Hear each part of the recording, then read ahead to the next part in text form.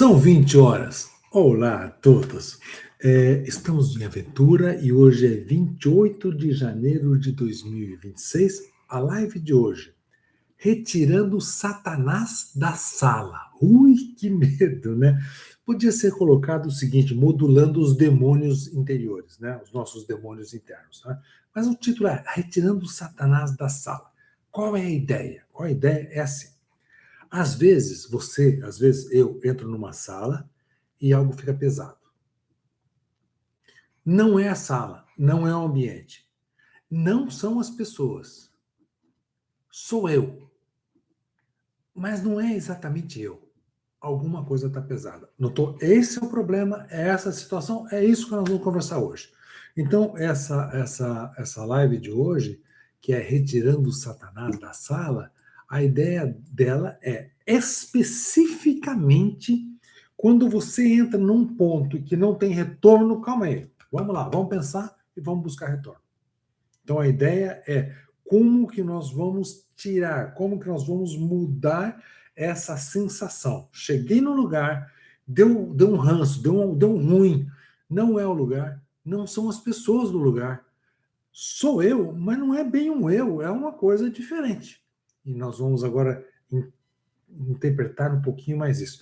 Evidentemente, eu fiz um curso para psicologia com um professor que chama Padre Quevedo, lá nos tempos bem antigos, lá perto de 1988, 89, por aí, estava com Quevedo. Gostava demais do Quevedo, ele já faleceu. E ele deu uma aula de parapsicologia e ele ensinava a expulsar demônios. Uma das coisas que ele falava, que eu achei que é assim, supra-sumo para expulsar demônios, quando o demônio está no lugar, tira a plateia. Se tirar a plateia, o demônio some. É mais ou menos essa ideia que ele tinha e funcionava bem, tá? Ele trabalhava bem, mas não é isso, sobre isso que nós vamos falar. Nós vamos falar desse retirando o Satanás da sala ou modulando os demônios interiores teu de uma maneira diferente. Eu sacar o que está acontecendo com o meu corpo quando eu perco o controle. Eu sacar. Quer dizer, eu vou sacar que perdi o controle. Tá bom, perdi o controle, mas tá válido. Não, perdi o controle, não, tem que voltar. Como que eu volto ao normal depois que eu perdi o controle? E hoje, nós vamos tentar falar isso. Vamos falar bastante do RMSSD. RMSSD. Raiz quadradas das médias da diferença de um pulso R para o R do coração. O coração, o ventrículo, quando ele contrai, o ventrículo, tá? Tem o átrio e tem o ventrículo. Quando o ventrículo contrai, ele dá uma onda R. Então, onda R. Onda R. A diferença do R para R pode diminuir, pode aumentar e pode ser fixo. Quando é fixo, tá? Essa média da diferença não sobe. Esse RMS, SD não sobe, fica parado, fica fixo. Mas se começa a ter uma diferença de lá para cá, às vezes bate o coração, às vezes não bate, então, esse RMSSD aumenta. Tá bom. Nós queremos, que na maior parte do tempo, que esse RMSD aumente para a gente ficar mais tranquilo. Então, o coração não vai virar um relógio. Não, o coração vem. Ele varia. Ele varia. Quando o coração varia, a gente está melhor. Quando o coração não varia, o problema é maior, tá?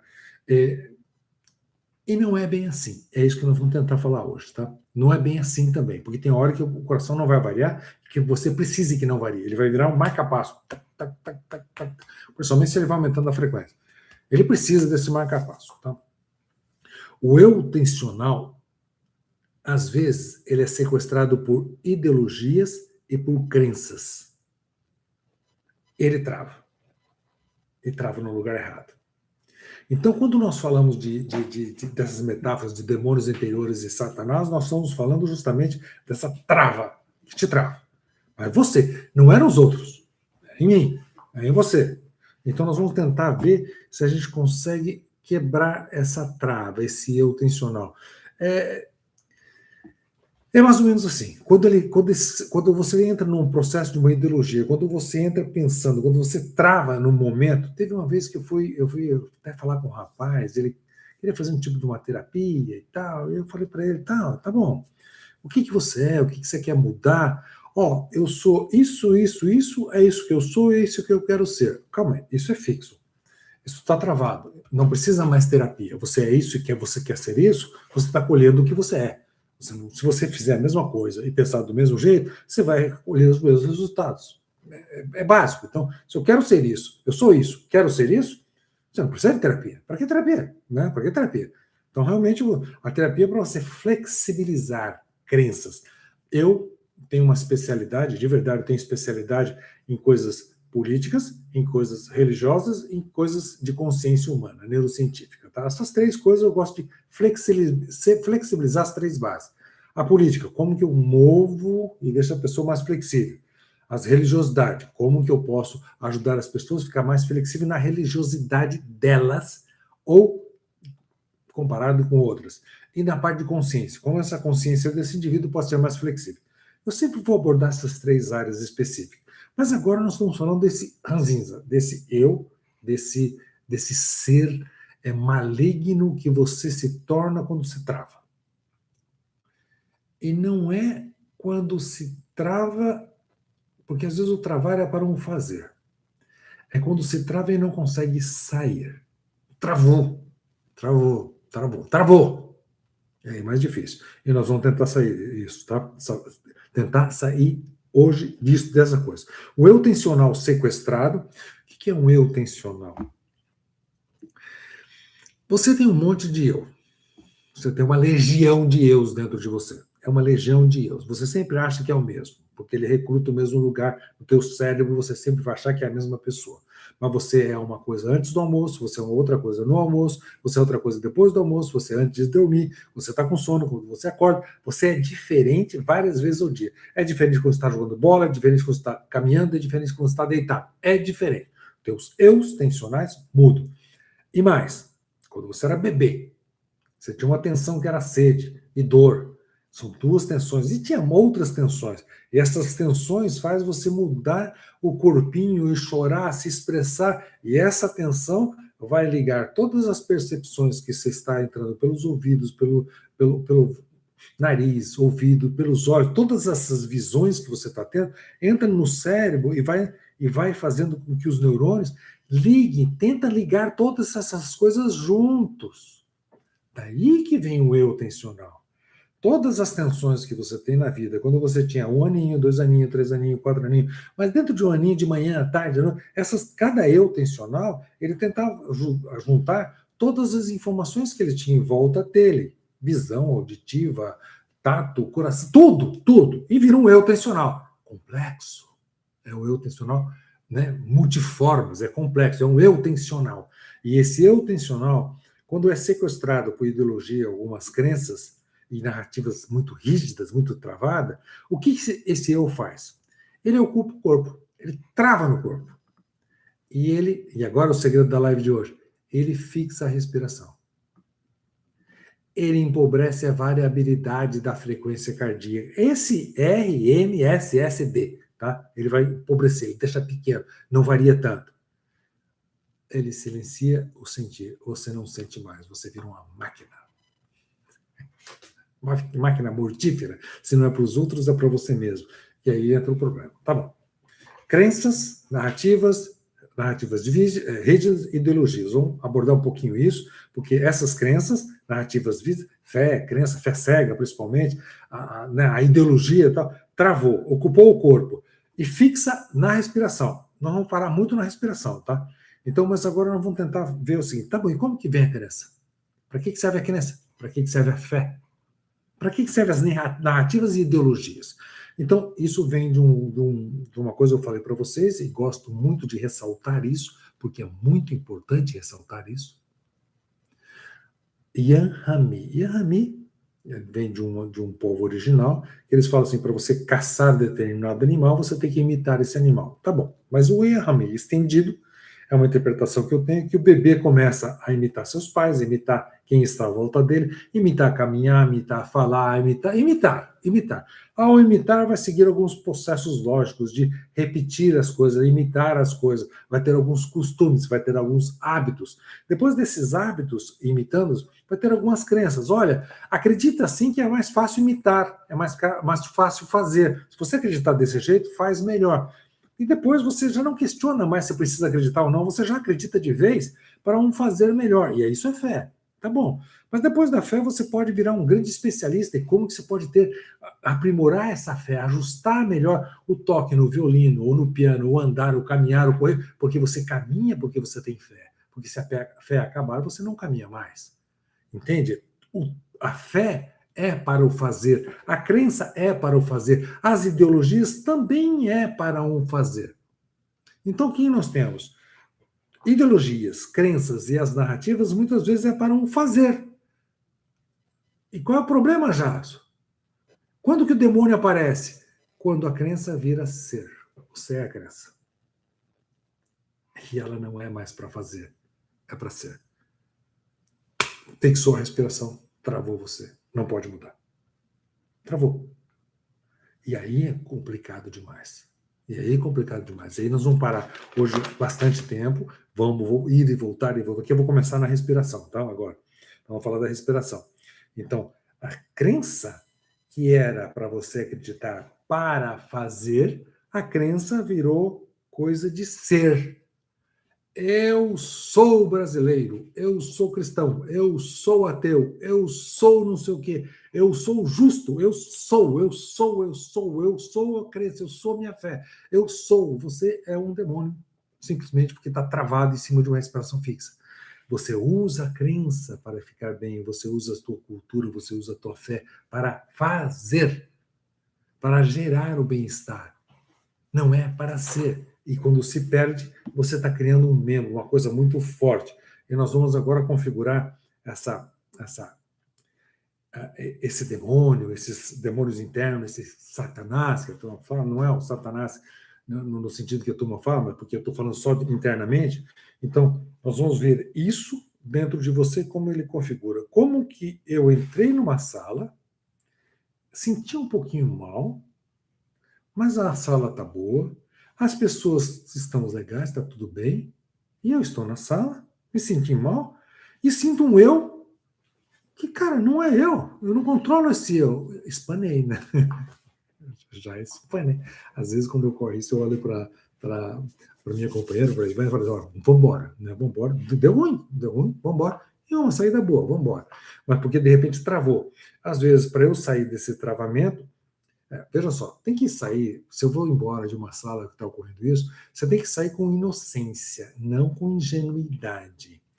É muito ingênuo eu chegar num lugar e eu sentir um pouquinho uma certa tensão e querer ir embora por inocência e não por ser ingênuo. Ingênuo é você chegar no ambiente e você ter...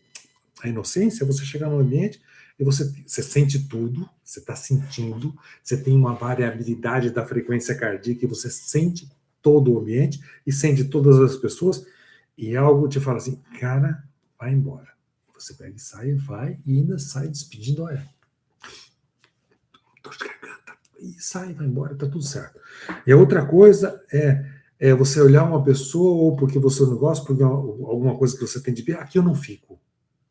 Então você birrou, você agora não é inocente, você é ingênuo, você acha agora que sabe, porque a inocência é corporal, é o corpo que fala, sai. A inocência já é muito, a ingenuidade é muito intelectual. Você acha que sabe, não, eu vou mostrar que eu não gosto de estar nessa sala porque fulano está presente, então eu saio do lugar porque eu... Então, ingenuidade é isso, usar o intelecto. A inocência é mover-se de uma coisa muito maior do que você mesmo. Muito maior, você pega e sai. Porque na inocência, você tem o corpo-território. Tá? O corpo-território é muito amplo. Você tem o Tec Orra, que é toda essa mistura de crenças, ideias e fé que você tem, que você está comendo, que você está sentindo, e você se espalhou no território todinho, que é essa sala. E, de repente, a inocência que você tem, sente assim, ó, é hora de sair, você já está saindo. Você se percebe saindo. Agora, a ingenuidade, fulano chegou, eu vou sair dessa. É decisão intelectual de certo e errado. Lembra que todo tirano ele determina o que é certo e o que é errado. Um ditador sempre fala isso é certo e isso é errado. É o começo do ditador, tá? Ele sabe o que é certo e o que é errado. Na verdade, as coisas sempre se misturam para uma boa democracia. Ok, vamos continuar. Respiração.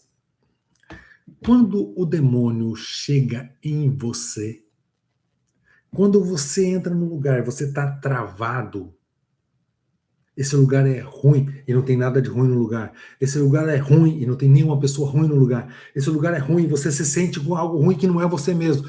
Esse momento, e outra, você está normal, você não está doente, você não está com uma crise renal, coisa parecida. Você tá normal. E veio isso, você entende? São sinais, o corpo deu esse sinal. Então, essa sinalização vai te levar a alguma coisa muito agressiva que você fica num ponto em que não tem muita saída. E esse ponto tem a ver com a respiração. Já, respiração, coisa mais ridícula. Respiração. Então, nós vamos falar de respiração. O que tem a ver com a respiração e com o batimento cardíaco? O que tem a ver com a respiração e o sistema, o nervo vago, né? O nervo vago é um nervo que sempre faz, ele vai jogando para o teu cérebro para ficar para ativar o sistema parasimpático, para deixar você calmo. O nervo vago quer deixar você calmo. Então as coisas eu posso inativar o nervo vago para deixar o sistema simpático mais forte. Aí você atua e vai mais rápido, o coração acelera mais. Se eu não ativar o nervo vago, se eu não ativar o nervo vago, ele simplesmente relaxa você. Ele naturalmente vai te relaxar. Então, se eu desativar o nervo vago, eu fico nervoso. Se eu ativar o nervo vago, se eu deixar ele ativo, ele provocando, e ele está provocando o tempo todo, você vai para o simpático, você vai mais ativo, teu coração acelera. Se você vai desativando ele, aí você relaxa. Então, o que desativa o nervo vago? Quando você puxa o ar, puxei o ar. Se eu puxo o ar, eu estou desativando o nervo vago. Desativando o nervo vago? Sim, porque o nervo vago quer deixar você calmo, quer deixar você vagal. Né? Vagal, tranquilo. E quando eu respiro, eu vou lá e desativo o nervo vago. Eu não estou deixando ele trabalhar bem. Então, respirei. Se eu respirar e segurar, segurei. Eu estou forte, estou desativando o nervo vago. É como se eu quisesse agora fixar as coisas. E como fica essa variabilidade da frequência cardíaca de um pulso para o outro? O RMSSD. Cai. Não varia. Cai. Fica fixo. Então, quando eu faço isso e seguro, meu coração vira um reloginho. Não varia. Varia um pouquinho. Não varia. Então, respirei, segurei, não varia. Jacques, mas quando que poderia ser uma alta performance de eu respirar, segurar, inspirar o ar, segurar e fazer coisa em alta performance? Nado sincronizado, onde as pessoas, aqueles nados, puxa o ar, segura e faz movimentos muito rápido, que sem o ar segurado no pulmão não ocorreria. Então, é extremamente rápido esses movimentos. Não sei se alguns artistas agora vai puxar o ar e ou tocar o piano ou alguma coisa para tentar naquele movimento máximo, a explosão máxima, segurando o ar para a expressão máxima, para o movimento máximo. Então, o que acontece? Quando eu estou puxando o ar, eu estou desativando o nervo vago. O nervo vago sempre quer deixar você calmo. Desativo ele para ficar nervoso. E estou virando uma máquina de um cronômetro. Eu viro um cronômetro sem variação. Porque eu inspirei o ar e segurei o ar. Isso é muito importante para nós. Então, o que acontece? Eu inspirei o ar, eu estou agora virando uma máquina de fazer. Caraca, eu preciso disso. Todo mundo precisa disso. Inspira, vamos fazer. E olha só que interessante esse negócio. Olha, você inspira. Olha o corpo como se projeta e se molda para outra coisa. Eu respiro mais assim, ó. eu viro quase um ursão, né, pesado, denso, de um volume maior para um fazer. Eu vou fazer. Inspirei para fazer. Mas quando eu inspirei para fazer, tem certas tensões que vai me manter o corpo na posição que eu quero fazer, que eu quero levantar da cama. Você está dormindo, você está tranquilo, você está sonhando. De repente um sonho vem, outro sonho vem, aquela delícia que é dormir. Mas de repente você faz assim, você respirou a mais, você desativou o nervo vago. Notou? Vai acordar. Notou? É isso que nós estamos falando. Quando você inspira, você desativa o nervo vago. E aí, mesmo que você vira de um lado para o outro na cama, você inspirou a mais, e já um pouquinho, parece que desencaixou o sono, né? E você está desencaixado do sono, porque é hora de levantar, né? Vamos lá. Então, estamos aí. Quando eu inspiro, a variabilidade da frequência cardíaca, principalmente o RMSSD, diminui. Não varia. Pulso para pulso do coração não varia. Você vira um cronômetro. Se eu inspiro e seguro o ar, cronômetro. Fazendo. Ok, já entendi. E agora quando eu solto o ar? Quando você solta o ar, você agora estava inibindo o nervo vago, você não inibe mais. Você deixa o nervo vago um pouco mais livre. Se o nervo vago está um pouco mais livre, você vai aumentar a variabilidade da frequência cardíaca. E é importante isso. Eu vou fazer uma coisa, tá? Então, preparei, vou fazer. Olha só que interessante. E agora eu vou fazer a coisa mesmo soltando a respiração. Agora eu solto o ar. Mas ainda estou preparado para fazer. Eu solto o ar e ele fica numa tensão corporal ainda para um fazer específico. Para um tocar, para um caminhar, para alguma coisa. Então eu inspiro, tensiono mais alguns músculos em alguns lugares e solto. E a próxima vez que eu respirar, já não vai ser tão fundo, porque o meu corpo já está preparado. Eu estabilizei a musculatura para o que eu quero fazer: correr, nadar, subir numa árvore. Eu preparei ela.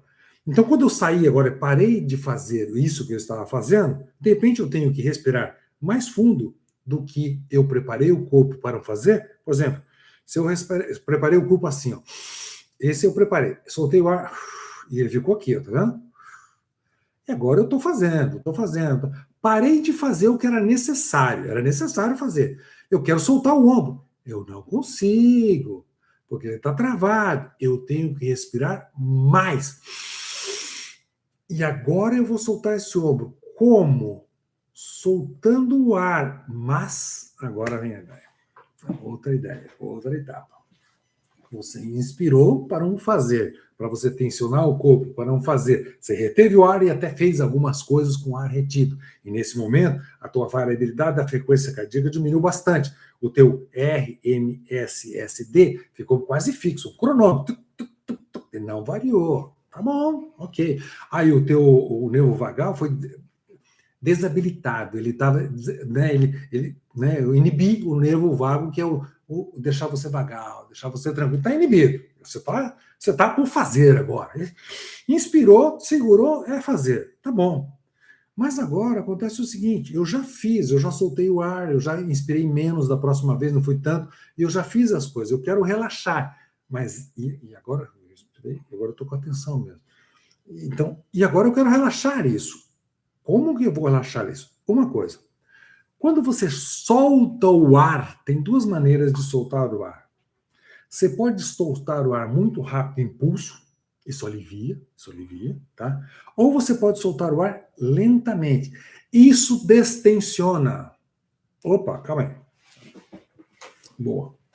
Então quer dizer, Jacques, que quando eu inspiro para eu lavar roupa, para eu lavar calçada, para eu caminhar, para eu correr, para eu manter as coisas, fazer meu negócio, e depois, para eu relaxar, eu tenho que inspirar um pouquinho mais e soltar o ar lentamente,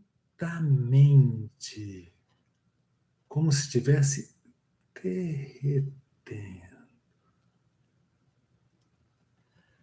Nesse momento de soltar o ar lentamente a variabilidade da frequência cardíaca aumenta. Você vai para a zona 2. Você desmonta o teu corpo. Aquela tensão que você tinha para não fazer,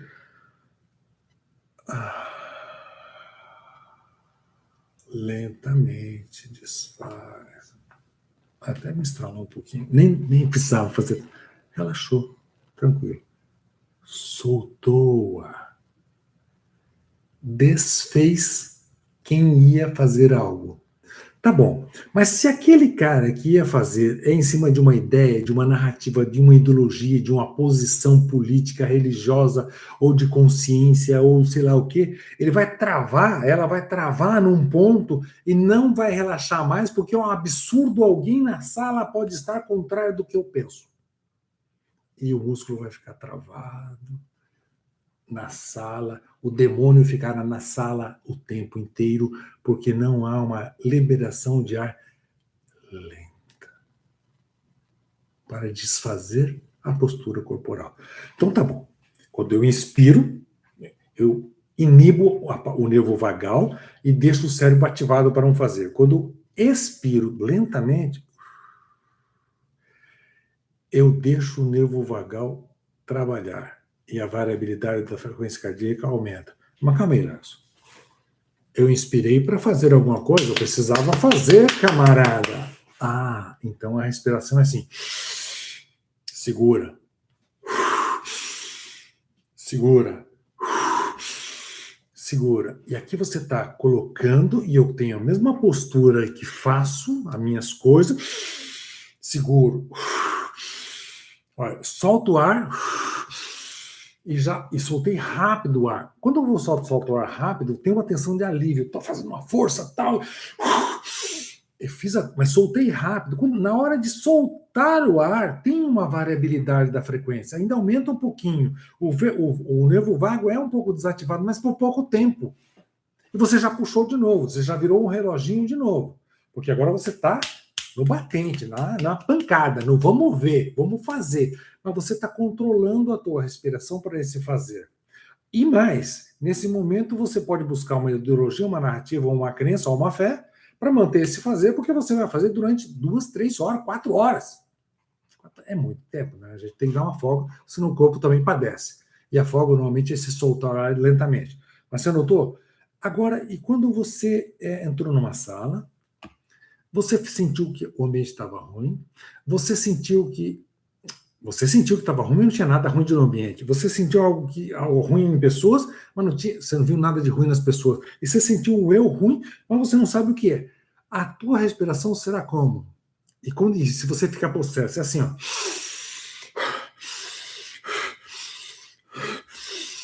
É a tua respiração. E você não consegue sair dela. Por que você não consegue sair dela? Porque você está nesse ritmo, nessa ideologia, nesse travamento, nesse eu tensional, que nem sempre é por ideologia ou por fé, mas você travou nele. Você não sai. Alguma coisa tem que arrumar. Olha para a parede. Não, mas são 3 coisas. Não, eu tenho que ser 4. Eu tenho um toque. Você tem que equilibrar. Não, mas calma aí. E a respiração? E a respiração? Cadê a tua respiração? Você está entrando numa sala para um fazer com compulsão, onde não precisa fazer. Só vai sobrar compulsão. Notou? Basicamente é isso que a gente vai falar hoje. Então, por isso que eu já falei, inclusive, mas por isso que é um tema um pouco complicado de entender. Mas olha só. Você controla a respiração. Você controla a respiração. Mas tem eu de você que entra e quer controlar a respiração. E nesse momento, você sabe o seguinte: esse está muito ativado, o coração vai acelerar um pouco mais, está ativado, tá inativando o nervo vago, está fazendo que você vira um cronômetro, e se eu colocar uma pessoa falando e vai, respira e solta, você entende? Tá compulsionada, essa pessoa tá endemoniada, essa pessoa tem que ser controlada. Mas calma aí. Não é de fora que nós vamos controlar essa pessoa. É de dentro.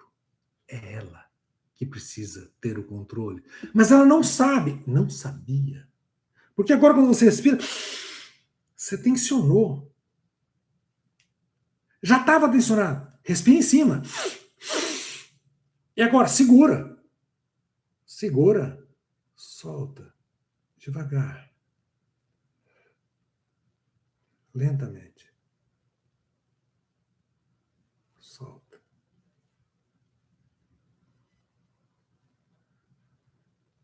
Acabou. É um looping.